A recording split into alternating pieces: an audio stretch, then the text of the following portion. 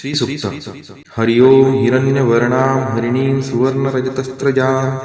चन्द्रां हिरण्मयीं लक्ष्मीं जातवेदो आवह ताम् आवह जातवेदो लक्ष्मीमनपगामिनीं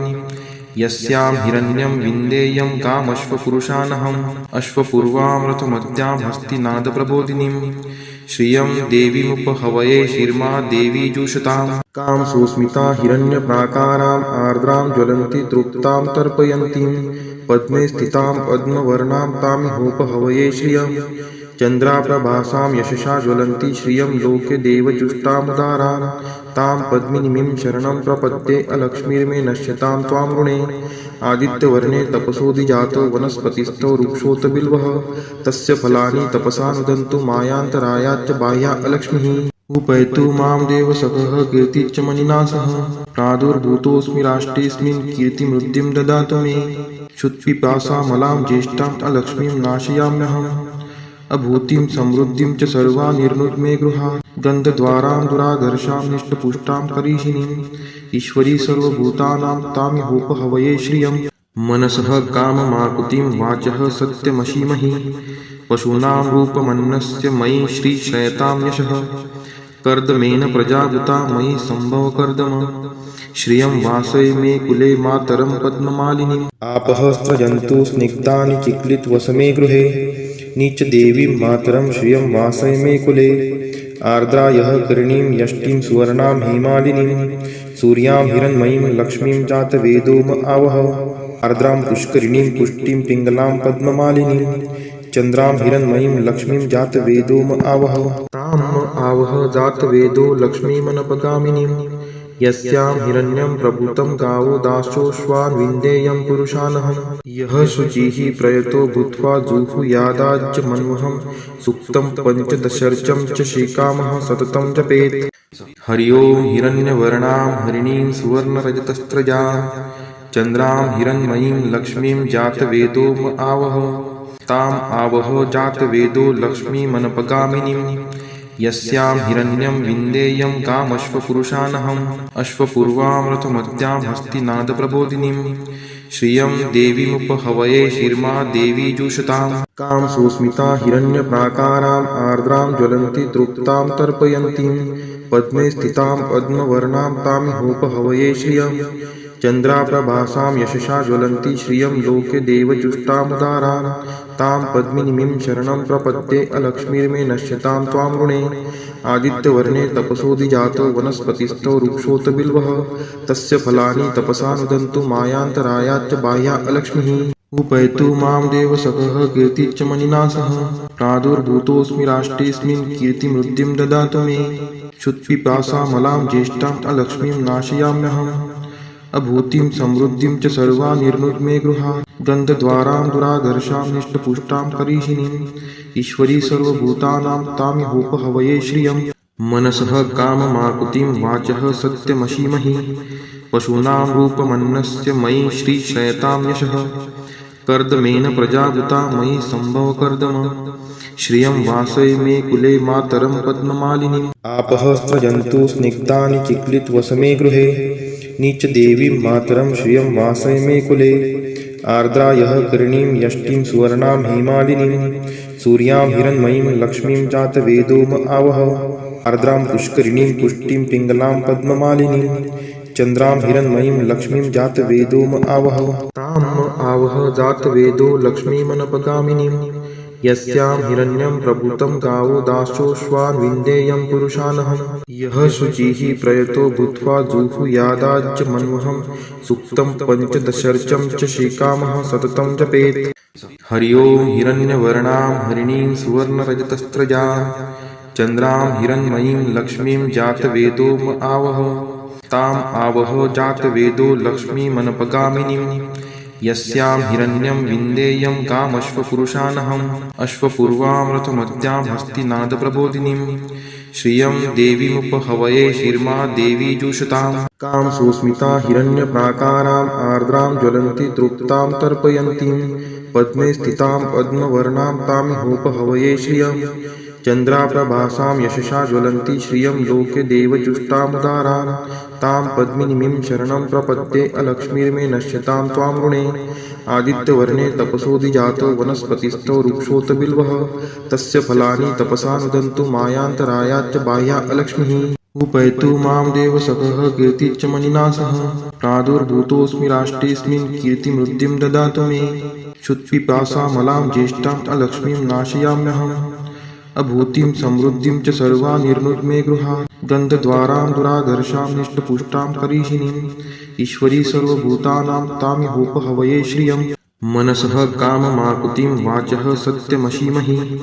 पशूनां रूपमन्नस्य मयि श्रीशयतां यशः कर्दमेन प्रजावृता मयि सम्भव कर्दम श्रियं वासय मे कुले मातरं पद्ममालिनीम् आपः स्रजन्तु स्निग्धानि चिक्लितवसमे गृहे नीचदेवीं मातरं श्रियं वासय मे कुले आर्द्रा यः करणीं यष्टिं सुवर्णां हेमालिनीं सूर्यां हिरण्मयीं लक्ष्मीं जातवेदोम आवह आर्द्रां पुष्करिणीं पुष्टिं पिङ्गलां पद्ममालिनीं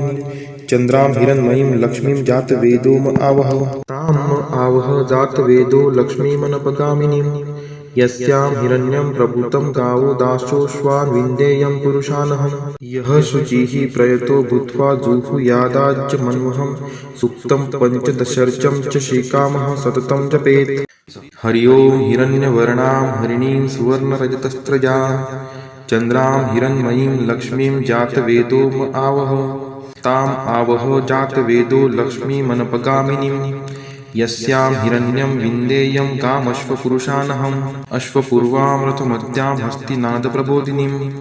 श्रियं देवीमुपहवये शिर्मा देवी जुषताम् कां सुस्मिता हिरण्यप्राकाराम् आर्द्रां ज्वलन्ति तृप्तां तर्पयन्तीं पद्मे स्थितां पद्मवर्णां तामिहोपहवये श्रियम् चन्द्राप्रभासां यशसा ज्वलन्ति श्रियं लोके देवजुष्टामुदारां तां पद्मिनीं शरणं प्रपद्ये अलक्ष्मीर्मे नश्यतां त्वां ऋणे आदित्यवर्णे तपसोऽधिजातो वनस्पतिस्थो वृक्षोऽत बिल्वः तस्य फलानि तपसा नुदन्तु मायान्तरायाच्च बाह्या अलक्ष्मीः उपैतु मां देवसखः कीर्तिश्च मणिना सह प्रादुर्भूतोऽस्मि राष्ट्रेऽस्मिन् कीर्तिमृद्धिं ददातु मे क्षुत्पिपासामलां ज्येष्ठाम् अलक्ष्मीं नाशयाम्यहम् अभूतिं समृद्धिं च सर्वा निर्नुद्मे गृहात् गन्धद्वारां दुराधर्षां निष्टपुष्टां करीषिणीम् ईश्वरी सर्वभूतानां तामिहोपहवये श्रियम् मनसः काममाकुतिं वाचः सत्यमशीमहि पशूनां रूपमन्नस्य मयि श्रीशयतां यशः कर्दमेन प्रजावृता मयि सम्भव कर्दम श्रियं वासय मे कुले मातरं पद्ममालिनीम् आपः स्रजन्तु स्निग्धानि चिक्लितवसमे गृहे नीचदेवीं मातरं श्रियं वासय मे कुले आर्द्रा यः करणीं यष्टिं सुवर्णां हेमालिनीं सूर्यां हिरण्मयीं लक्ष्मीं जातवेदोम आवह आर्द्रां पुष्करिणीं पुष्टिं पिङ्गलां पद्ममालिनीं चन्द्रां हिरण्मयीं लक्ष्मीं जातवेदोम आवह ताम् आवह जातवेदो लक्ष्मीमनपगामिनीं यस्यां हिरण्यं प्रभूतं गावो दासोऽश्वान् विन्देयं पुरुषानहं यः शुचिः प्रयतो भूत्वा जुहुयादाज्य मन्वहं सुक्तं पञ्चदशर्चं च श्रीकामः सततं जपेत् हरि ओं हिरण्यवर्णां हरिणीं सुवर्णरजतस्रजां चन्द्रां हिरण्मयीं लक्ष्मीं जातवेदोम आवह ताम् आवह जातवेदो लक्ष्मीमनपगामिनीं यस्यां हिरण्यं विन्देयं कामश्वपुरुषानहम् अश्वपूर्वामृतमद्यां हस्तिनादप्रबोधिनीं श्रियं देवीमुपहवये शिर्मा देवी जुषताम् कां सुस्मिता हिरण्यप्राकाराम् आर्द्रां ज्वलन्ति तृप्तां तर्पयन्तीं पद्मे स्थितां पद्मवर्णां तामिहोपहवये श्रियम् चन्द्राप्रभासां यशसा ज्वलन्ति श्रियं लोके देवजुष्टामुदारां तां पद्मिनीं शरणं प्रपद्ये अलक्ष्मीर्मे नश्यतां त्वां ऋणे आदित्यवर्णे तपसोऽधिजातो वनस्पतिस्थो वृक्षोऽत बिल्वः तस्य फलानि तपसा नुदन्तु मायान्तरायाच्च बाह्या अलक्ष्मीः उपैतु मां देवसखः कीर्तिश्च मणिना सह प्रादुर्भूतोऽस्मि राष्ट्रेऽस्मिन् कीर्तिमृद्धिं ददातु मे क्षुत्पिपासामलां ज्येष्ठाम् अलक्ष्मीं नाशयाम्यहम् अभूतिं समृद्धिं च सर्वा निर्नुद्मे गृहात् गन्धद्वारां दुराधर्षां निष्टपुष्टां करीषिणीम् ईश्वरी सर्वभूतानां तामिहोपहवये श्रियम्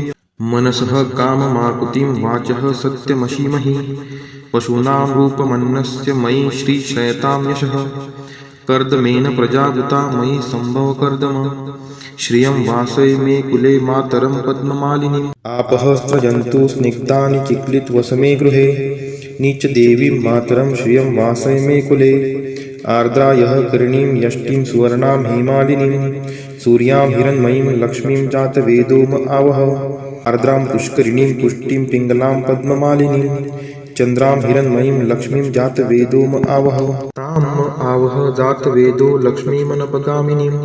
यस्यां हिरण्यं प्रभूतं गावो दासोऽश्वान् विन्देयं पुरुषानहं यः शुचिः प्रयतो भूत्वा जुहुयादाज्यमन्वहं सुक्तं पञ्चदशर्चं च श्रीकामः सततं जपेत् हरि ओं हिरण्यवर्णां हरिणीं सुवर्णरजतस्त्रजां चन्द्रां हिरण्मयीं लक्ष्मीं जातवेदोम आवह ताम् आवह जातवेदो लक्ष्मीमनपगामिनीं यस्यां हिरण्यं विन्देयं कामश्वपुरुषानहम् अश्वपूर्वां रथमद्यां हस्तिनादप्रबोधिनीं श्रियं देवीमुपहवये शिर्मा देवी जुषताम् कां सुस्मिता हिरण्यप्राकाराम् आर्द्रां ज्वलन्ति तृप्तां तर्पयन्तीं पद्मे स्थितां पद्मवर्णां तामिहोपहवये श्रियम् चन्द्राप्रभासां यशसा ज्वलन्ति श्रियं लोके देवजुष्टामुदारान् तां पद्मिनीं शरणं प्रपद्ये अलक्ष्मीर्मे नश्यतां त्वां ऋणे आदित्यवर्णे तपसोऽधिजातो वनस्पतिस्थो वृक्षोऽत बिल्वः तस्य फलानि तपसा नुदन्तु मायान्तरायाच्च बाह्या अलक्ष्मीः उपैतु मां देवसखः कीर्तिश्च मणिना सह प्रादुर्भूतोऽस्मि राष्ट्रेऽस्मिन् कीर्तिमृद्धिं ददातु मे क्षुत्पिपासामलां ज्येष्ठाम् अलक्ष्मीं नाशयाम्यहम् अभूतिं समृद्धिं च सर्वा निर्नुद्मे गृहात् गन्धद्वारां दुराधर्षां निष्टपुष्टां करीषिणीम् ईश्वरी सर्वभूतानां तामिहोपहवये श्रियं मनसः काममाकुतिं वाचः सत्यमशीमहि पशूनां रूपमन्नस्य मयि श्रीशयतां यशः कर्दमेन प्रजाभूता मयि सम्भवकर्दम श्रियं वासय मे कुले मातरं पद्ममालिनीम् आपः स्रजन्तु स्निग्धानि चिक्लितवसमे गृहे नीच देवीं मातरं श्रियं वासय मे कुले आर्द्रा यः करणीं यष्टिं सुवर्णां हेमालिनीं सूर्यां हिरण्मयीं लक्ष्मीं जातवेदोम आवह आर्द्रां पुष्करिणीं पुष्टिं पिङ्गलां पद्ममालिनीं चन्द्रां हिरण्मयीं लक्ष्मीं जातवेदोम आवह ताम् आवह जातवेदो लक्ष्मीमनपगामिनीं यस्यां हिरण्यं प्रभूतं गावो दासोऽश्वान् विन्देयं पुरुषानहं यः शुचिः प्रयतो भूत्वा जुहुयादाज्यमन्वहं सुक्तं पञ्चदशर्चं च श्रीकामः सततं जपेत् हरि ओं हिरण्यवर्णां हरिणीं सुवर्णरजतस्त्रजां चन्द्रां हिरण्मयीं लक्ष्मीं जातवेदोम आवह ताम् आवह जातवेदो लक्ष्मीमनपगामिनीं यस्यां हिरण्यं विन्देयं कामश्वपुरुषानहम् अश्वपूर्वां रथमद्यां हस्तिनादप्रबोधिनीं श्रियं देवीमुपहवये शिर्मा देवी जुषताम् कां सुस्मिता हिरण्यप्राकाराम् आर्द्रां ज्वलन्ति तृप्तां तर्पयन्तीं पद्मे स्थितां पद्मवर्णां तामिहोपहवये श्रियं चन्द्राप्रभासां यशसा ज्वलन्ति श्रियं लोके देवजुष्टामुदारान् तां पद्मिनीं शरणं प्रपद्ये अलक्ष्मीर्मे नश्यतां त्वां ऋणे आदित्यवर्णे तपसोऽधिजातो वनस्पतिस्थो वृक्षोऽत बिल्वः तस्य फलानि तपसा नुदन्तु मायान्तरायाच्च बाह्या अलक्ष्मीः उपैतु मां देवसखः कीर्तिश्च मणिना सह प्रादुर्भूतोऽस्मि राष्ट्रेऽस्मिन् कीर्तिमृद्धिं ददातु मे क्षुत्पिपासामलां ज्येष्ठाम् अलक्ष्मीं नाशयाम्यहम् अभूतिं समृद्धिं च सर्वा निर्नुद्मे गृहात् गन्धद्वारां दुराधर्षां निष्टपुष्टां करीषिणीम् ईश्वरी सर्वभूतानां तामिहोपहवये श्रियं मनसः काममाकुतिं वाचः सत्यमशीमहि पशूनां रूपमन्नस्य मयि श्रीशयतां यशः कर्दमेन प्रजाभूता मयि सम्भवकर्दम श्रियं वासय मे कुले मातरं पद्ममालिनीम् आपः स्रजन्तु स्निग्धानि चिक्लितवसमे गृहे नीच देवीं मातरं श्रियं वासय मे कुले आर्द्रा यः करणीं यष्टिं सुवर्णां हेमालिनीं सूर्यां हिरण्मयीं लक्ष्मीं जातवेदोम आवह आर्द्रां पुष्करिणीं पुष्टिं पिङ्गलां पद्ममालिनीं चन्द्रां हिरण्मयीं लक्ष्मीं जातवेदोम आवह ताम् आवह जातवेदो लक्ष्मीमनपगामिनीं यस्यां हिरण्यं प्रभूतं गावो दासोऽश्वान् विन्देयं पुरुषानहं यः शुचिः प्रयतो भूत्वा जुहुयादाज्यमन्वहं सुक्तं पञ्चदशर्चं च श्रीकामः सततं जपेत् हरि ओं हिरण्यवर्णां हरिणीं सुवर्णरजतस्रजां चन्द्रां हिरण्मयीं लक्ष्मीं जातवेदो आवह ताम् आवह जातवेदो लक्ष्मीमनपगामिनीं यस्यां हिरण्यं विन्देयं कामश्वपुरुषानहम् अश्वपूर्वामृतमत्यां हस्तिनादप्रबोधिनीं श्रियं देवीमुपहवये शिर्मा देवी जुषताम् कां सुस्मिता हिरण्यप्राकाराम् आर्द्रां ज्वलन्ति तृप्तां तर्पयन्तीं पद्मे स्थितां पद्मवर्णां तामिहोपहवये श्रियं चन्द्राप्रभासां यशसा ज्वलन्ति श्रियं लोके देवजुष्टामुदारां तां पद्मिनीं शरणं प्रपद्ये अलक्ष्मीर्मे नश्यतां त्वां ऋणे आदित्यवर्णे तपसोऽधिजातो वनस्पतिस्थो वृक्षोत बिल्वः तस्य फलानि तपसा नुदन्तु मायान्तरायाच्च बाह्या अलक्ष्मीः उपैतु मां देवसखः कीर्तिश्च मणिना सह प्रादुर्भूतोऽस्मि राष्ट्रेऽस्मिन् कीर्तिमृद्धिं ददातु मे क्षुत्पिपासामलां ज्येष्ठाम् अलक्ष्मीं नाशयाम्यहम् अभूतिं समृद्धिं च सर्वा निर्नुद्मे गृहात् गन्धद्वारां दुराधर्षां निष्टपुष्टां करीषिणीम् ईश्वरी सर्वभूतानां तामिहोपहवये श्रियम् मनसः काममाकुतिं वाचः सत्यमशीमहि पशूनां रूपमन्नस्य मयि श्रीशयतां यशः कर्दमेन प्रजावृता मयि सम्भवकर्दम श्रियं वासय मे कुले मातरं पद्ममालिनीम् आपः स्रजन्तु स्निग्धानि चिक्लितवसमे गृहे नीचदेवीं मातरं श्रियं वासय मे कुले आर्द्रायः करणीं यष्टिं सुवर्णां हेमालिनीं सूर्यां हिरण्मयीं लक्ष्मीं जातवेदो आवह आर्द्रां पुष्करिणीं पुष्टिं पिङ्गलां पद्ममालिनीं चन्द्रां हिरण्मयीं लक्ष्मीं जातवेदो आवह ताम् आवह जातवेदो लक्ष्मीमनपगामिनीं यस्यां हिरण्यं प्रभूतं गावो दासोऽश्वान् विन्देयं पुरुषानहम् यः शुचिः प्रयतो भूत्वा जुहुयादाज्यमन्वहं सुक्तं पञ्चदशर्चं च श्रीकामः सततं जपेत् हरि ओं हिरण्यवर्णां हरिणीं सुवर्णरजतस्रजां चन्द्रां हिरण्मयीं लक्ष्मीं जातवेदो आवह ताम् आवह जातवेदो लक्ष्मीमनपगामिनीं यस्यां हिरण्यं विन्देयं कामश्वपुरुषानहम् अश्वपूर्वामृतमत्यां हस्तिनादप्रबोधिनीं श्रियं देवीमुपहवये शिर्मा देवी जुषताम् कां सुस्मिता हिरण्यप्राकाराम् आर्द्रां ज्वलन्ति तृप्तां तर्पयन्तीं पद्मे स्थितां पद्मवर्णां तामिहोपहवये श्रियं चन्द्राप्रभासां यशसा ज्वलन्ति श्रियं लोके देवजुष्टामुदारां तां पद्मिनीं शरणं प्रपद्ये अलक्ष्मीर्मे नश्यतां त्वां ऋणे आदित्यवर्णे तपसोऽधिजातो वनस्पतिस्थो वृक्षोत बिल्वः तस्य फलानि तपसा नुदन्तु मायान्तरायाच्च बाह्या अलक्ष्मीः उपैतु मां देवसखः कीर्तिश्च मणिना सह प्रादुर्भूतोऽस्मि राष्ट्रेऽस्मिन् कीर्तिमृद्धिं ददातु मे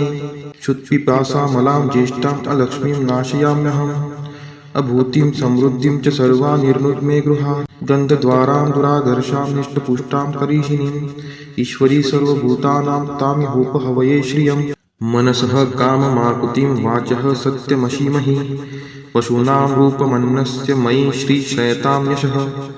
कर्दमेन प्रजावृता मयि सम्भवकर्दम श्रियं वासय मे कुले मातरं पद्ममालिनीम् आपः स्रजन्तु स्निग्धानि चिक्लितवसमे गृहे नीचदेवीं मातरं श्रियं वासय मे कुले आर्द्रायः करणीं यष्टिं सुवर्णां हेमालिनीं सूर्यां हिरण्मयीं लक्ष्मीं जातवेदो आवह आर्द्रां पुष्करिणीं पुष्टिं पिङ्गलां पद्ममालिनीं चन्द्रां हिरण्मयीं लक्ष्मीं जातवेदो आवह ताम् आवह जातवेदो लक्ष्मीमनपगामिनीं यस्यां हिरण्यं प्रभूतं गावो दासोऽश्वान् विन्देयं पुरुषानहम् यः शुचिः प्रयतो भूत्वा जुहुयादाज्यमन्वहं सुक्तं पञ्चदशर्चं च श्रीकामः सततं जपेत् हरि ओं हिरण्यवर्णां हरिणीं सुवर्णरजतस्रजां चन्द्रां हिरण्मयीं लक्ष्मीं जातवेदो आवह ताम् आवह जातवेदो लक्ष्मीमनपगामिनीं यस्यां हिरण्यं विन्देयं कामश्वपुरुषानहम् अश्वपूर्वामृतमत्यां हस्तिनादप्रबोधिनीं श्रियं देवीमुपहवये शिर्मा देवी जुषताम् कां सुस्मिता हिरण्यप्राकाराम् आर्द्रां ज्वलन्ति तृप्तां तर्पयन्तीं पद्मे स्थितां पद्मवर्णां तामिहोपहवये श्रियं चन्द्राप्रभासां यशसा ज्वलन्ति श्रियं लोके देवजुष्टामुदारां तां पद्मिनीं शरणं प्रपद्ये अलक्ष्मीर्मे नश्यतां त्वां ऋणे आदित्यवर्णे तपसोऽधिजातो वनस्पतिस्थो वृक्षोऽत बिल्वः तस्य फलानि तपसा नुदन्तु मायान्तरायाच्च बाह्या अलक्ष्मीः उपैतु मां देवसखः कीर्तिश्च मणिना सह प्रादुर्भूतोऽस्मि राष्ट्रेऽस्मिन् कीर्तिमृद्धिं ददातु मे क्षुत्पिपासामलां ज्येष्ठाम् अलक्ष्मीं नाशयाम्यहम् अभूतिं समृद्धिं च सर्वा निर्नुद्मे गृहात् गन्धद्वारां दुराधर्षां निष्टपुष्टां करीषिणीम् ईश्वरी सर्वभूतानां तामिहोपहवये श्रियम् मनसः काममाकुतिं वाचः सत्यमशीमहि पशूनां रूपमन्नस्य मयि श्रीशयतां यशः कर्दमेन प्रजावृता मयि सम्भवकर्दम श्रियं वासय मे कुले मातरं पद्ममालिनीम् आपः स्रजन्तु स्निग्धानि चिक्लितवसमे गृहे नीचदेवीं मातरं श्रियं वासय मे कुले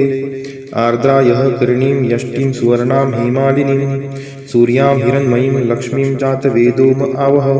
आर्द्रां पुष्करिणीं पुष्टिं पिङ्गलां पद्ममालिनीं चन्द्रां हिरण्मयीं लक्ष्मीं जातवेदोम आवह ताम् आवह जातवेदो लक्ष्मीमनपगामिनीं यस्यां हिरण्यं प्रभूतं गावो दासोऽश्वान् विन्देयं पुरुषानहं यः शुचिः प्रयतो भूत्वा जुहुयादाज्ज मन्वहं सुक्तं पञ्चदशर्चं च श्रीकामः सततं जपेत् हरि ओं हिरण्यवर्णां हरिणीं सुवर्णरजतस्रजां चन्द्रां हिरण्मयीं लक्ष्मीं जातवेदोम आवह ताम् आवह जातवेदो लक्ष्मीमनपगामिनीं यस्यां हिरण्यं विन्देयं कामश्वपुरुषानहम् अश्वपूर्वां रथमद्यां हस्तिनादप्रबोधिनीं श्रियं देवीमुपहवये शिर्मा देवी जुषताम् कां सुस्मिता हिरण्यप्राकाराम् आर्द्रां ज्वलन्ति तृप्तां तर्पयन्तीं पद्मे स्थितां पद्मवर्णां तामिहोपहवये श्रियम् चन्द्राप्रभासां यशसा ज्वलन्ति श्रियं लोके देवजुष्टामुदारान् तां पद्मिनीं शरणं प्रपद्ये अलक्ष्मीर्मे नश्यतां त्वां ऋणे आदित्यवर्णे तपसोऽधिजातो वनस्पतिस्थो वृक्षोऽत बिल्वः तस्य फलानि तपसा नुदन्तु मायान्तरायाच्च बाह्या अलक्ष्मीः उपैतु मां देवसखः कीर्तिश्च मणिना सह प्रादुर्भूतोऽस्मि राष्ट्रेऽस्मिन् कीर्तिमृद्धिं ददातु मे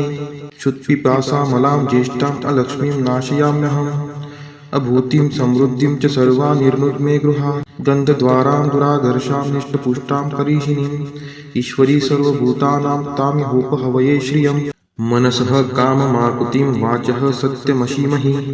पशूनां रूपमन्नस्य मयि श्रीशयतां यशः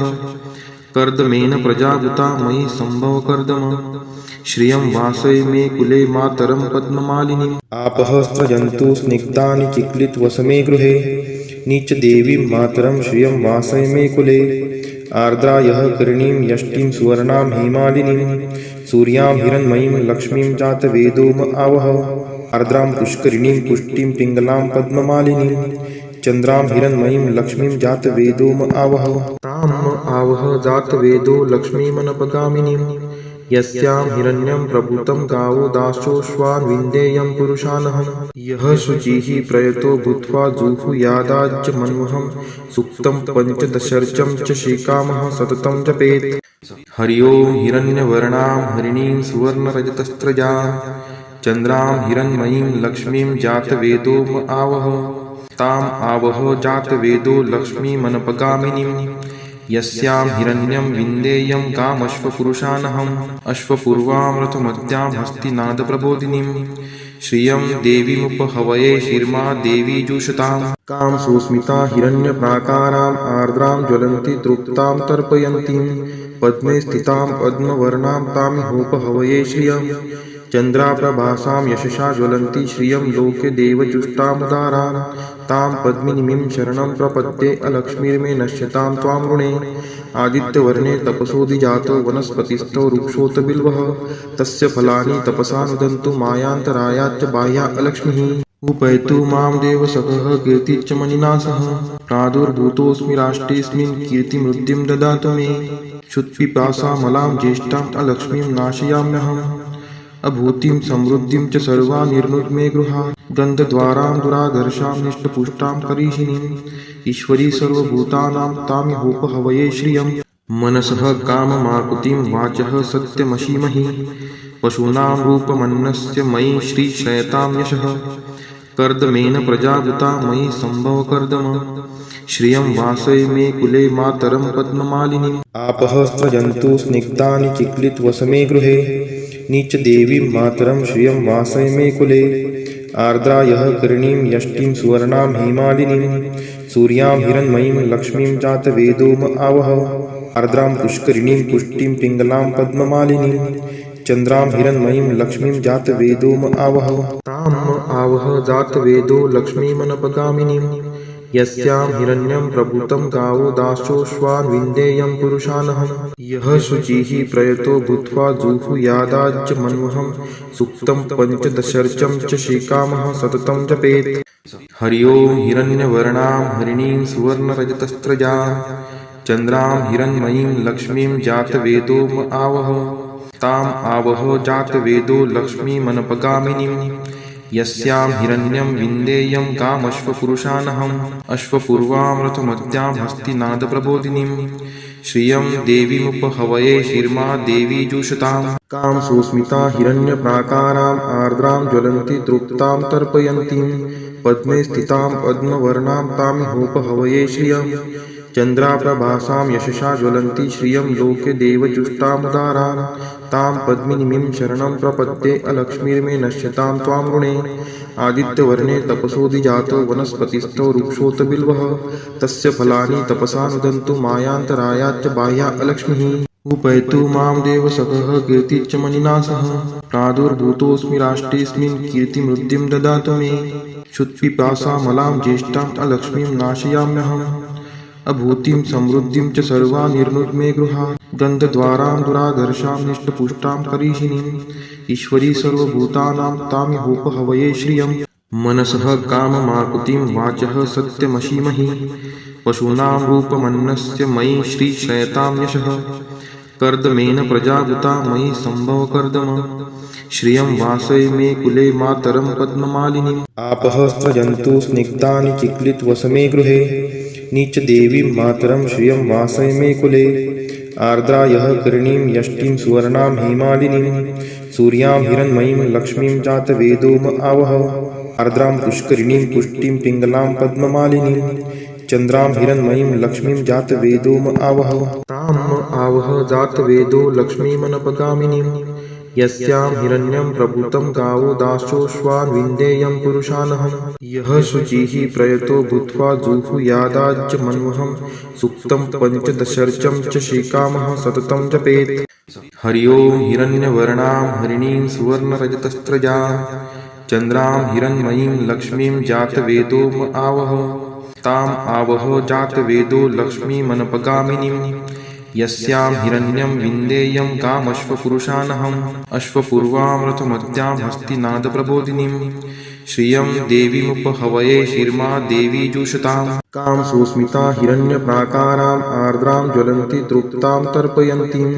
पद्मे स्थितां पद्मवर्णां तामिहोपहवये श्रियं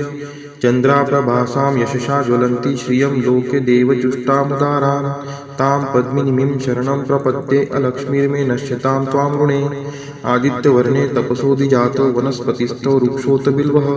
तस्य फलानि तपसा नुदन्तु मायान्तरायाच्च बाह्या अलक्ष्मीः उपैतु मां देवसखः कीर्तिश्च मणिना सह प्रादुर्भूतोऽस्मि राष्ट्रेऽस्मिन् कीर्तिमृद्धिं ददातु मे क्षुत्पिपासामलां ज्येष्ठाम् अलक्ष्मीं नाशयाम्यहम् अभूतिं समृद्धिं च सर्वा निर्नुद्मे गृहात् गन्धद्वारां दुराधर्षां निष्टपुष्टां करीषिणीम् ईश्वरी सर्वभूतानां तामिहोपहवये श्रियं मनसः काममाकुतिं वाचः सत्यमशीमहि पशूनां रूपमन्नस्य मयि श्रीशयतां यशः कर्दमेन प्रजाभूता मयि संभव कर्दम श्रियं वासय मे कुले मातरं पद्ममालिनीम् आपः स्रजन्तु स्निग्धानि चिक्लितवसमे गृहे नीच देवीं मातरं श्रियं वासय मे कुले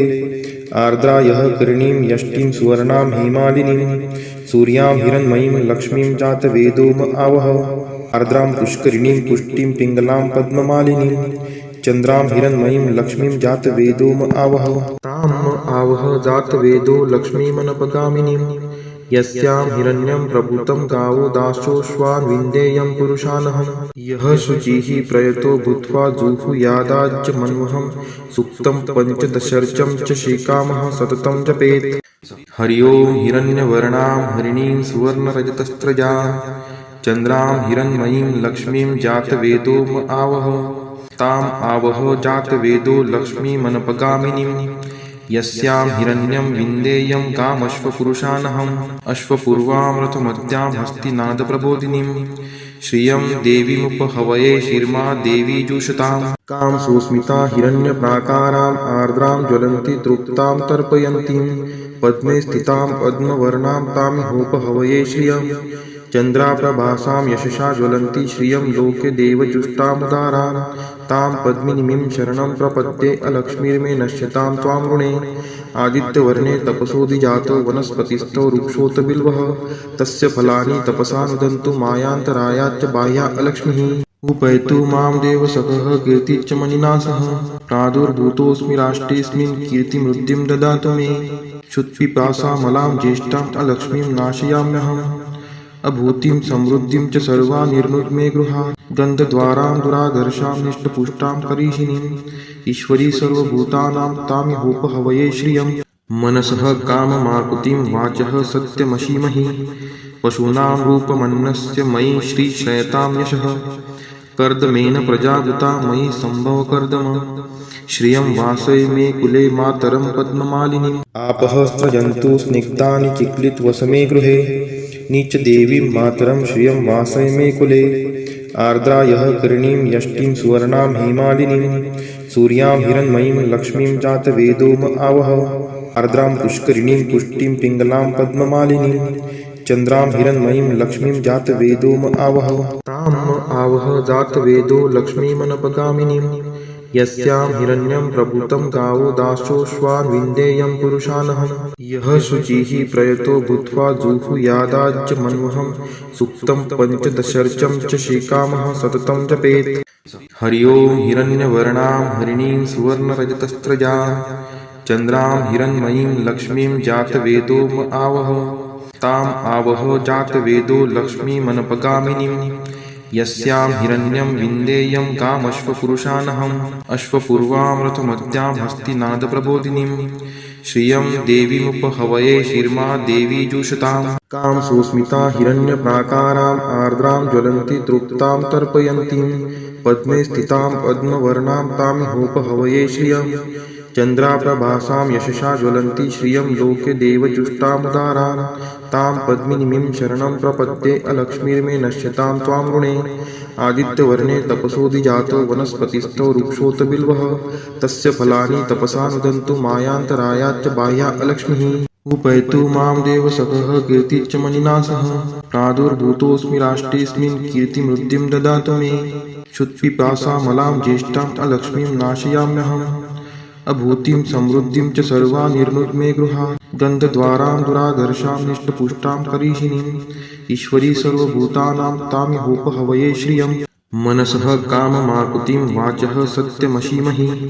पशूनां रूपमन्नस्य मयि श्रीशयतां यशः कर्दमेन प्रजावृता मयि सम्भव कर्दम श्रियं वासय मे कुले मातरं पद्ममालिनीम् आपः स्रजन्तु स्निग्धानि चिक्लितवसमे गृहे नीच देवीं मातरं श्रियं वासय मे कुले आर्द्रा यः कर्णीं यष्टिं सुवर्णां हेमालिनीं सूर्यां हिरण्मयीं लक्ष्मीं जातवेदो आवह आर्द्रां पुष्करिणीं पुष्टिं पिङ्गलां पद्ममालिनीं चन्द्रां हिरण्मयीं लक्ष्मीं जातवेदो आवह ताम् आवह जातवेदो लक्ष्मीमनपगामिनीं यस्यां हिरण्यं प्रभूतं गावो दासोऽश्वान् विन्देयं पुरुषानहम् यः शुचिः प्रयतो भूत्वा जुहुयादाज्य मन्वहं सुक्तं पञ्चदशर्चं च श्रीकामः सततं जपेत्। फलश्रुति पद्मानने पद्म उरु पद्माक्षि पद्मसंभवे तन्मे भजसि पद्माक्षि येन सौख्यमलभाम्यहम् अश्वदायै गोदायै धनदायै महाधने धनं मे लवतां देवी सर्वकामान् च देहि मे पद्मानने पद्मविपद्मपत्रे पद्मप्रिये पद्मदलायताक्षी विश्वप्रिये विष्णु नोनुकुले त्वत्पाद पद्ममयी सन्निधत्स्व पुत्रं पौत्रं धनं धान्यं हस्त्यश्वादिगवे रथं प्रजानां भवसि माता आयुष्मन्तं करोतु मे धनम् अग्निर्धनं वायुर्धनं सूर्यो धनं वसुः धनम् इन्द्रो बृहस्पतिर्वरुणं धनम् अस्तु मे वैनतेय सोमं पिबतु वृत्रः सोमं धनस्य सोमिनो मह्यं ददातु सोमिनः न क्रोधो न च मात्सर्यं न लोभो नाशुभा मतिः भवन्ति कृतपुण्यानां भक्तानां श्रीसूक्तं जपेत् सरसीजनीलये सरोजहस्ते धवलतरांशुकगन्धमाल्यशोभे भगवती हरिवल्लभे मनोज्ञे त्रिभुवनभूतिकरी प्रसीद मह्यं विष्णुपतिं क्षमां देवीं माधवीं माधवप्रियां लक्ष्मीं प्रियसखीं देवी नामाम्यच्युतवल्लभां महालक्ष्मी च विद्महे विष्णुपत्नी च धीमहि तन्नो लक्ष्मीः प्रचोदयात् श्रीवर्चस्वम् आयुष्यम् आरोग्यमाविधात् शोभमानं महीयते धान्यं धनं पशुं बहुपुत्रलाभं शतसंवत्सरं दीर्घमायुः इति श्रीसूक्तम्।